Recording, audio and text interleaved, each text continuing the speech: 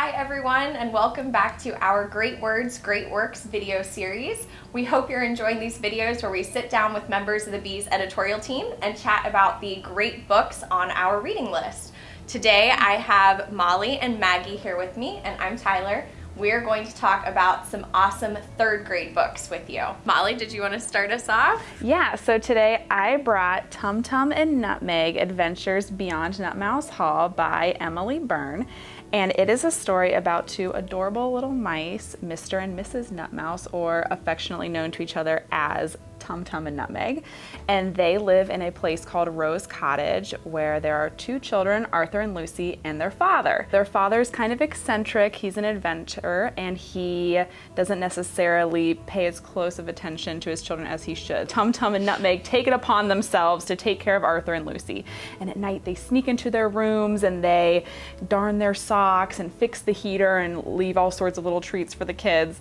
And everything is all well and good until their Aunt Ivy, who's a little evil, sneaks into the scene, and she hates mice and wages a war against Tum Tum and Nutmeg, determined to expel them from Rose Cottage and get rid of them forever. And so then there's a war between the humans and the mice, and you're gonna have to read more to see who is victorious.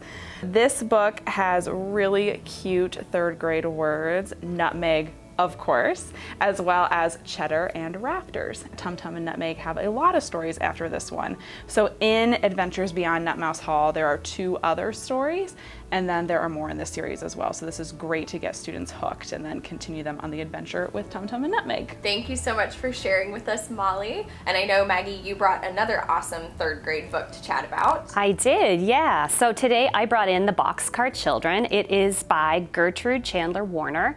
And like Molly's book, it's actually the first in a series of books as well. It's a story of four orphans who are, at the beginning of the book, are out wandering the streets and kind of get roped in by this baker who wants to use three of them for manual labor, basically, and they run off into the woods and find a boxcar where they decide to live and sort of exert their independence and figure out how to survive on their own. So Henry goes off and starts doing odd jobs for a local doctor nearby, making a little bit of money to support his siblings in this boxcar with their new dog Watch, who takes care of them. Everything's going along okay until Violet gets sick. They have to take Violet to the doctor to get her checked out. Well, meanwhile, they're kind of running from their grandfather, who they think is very evil. He turns out that the grandfather is a friend of the doctor's, and so as the doctor's taking care of Violet, making sure she gets well again, he slowly introduces them to the grandfather. The story goes on and continues. It turns out to be a very lovely tale in the end, and they do get to keep their boxcar, and it leads them to a whole series of adventures. So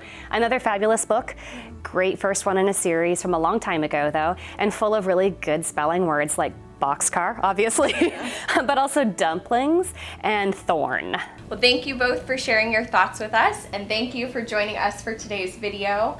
Don't forget that we have a student comprehension guide for one of our third grade selections, Fortunately the Milk by Neil Gaiman. You can find that at spellingbee.com for schools that enroll with us. And you can also learn all about our Great Words, Great Works reading list at spellingbee.com/booklist. We hope you enjoyed this video, and we will see you again for the next one.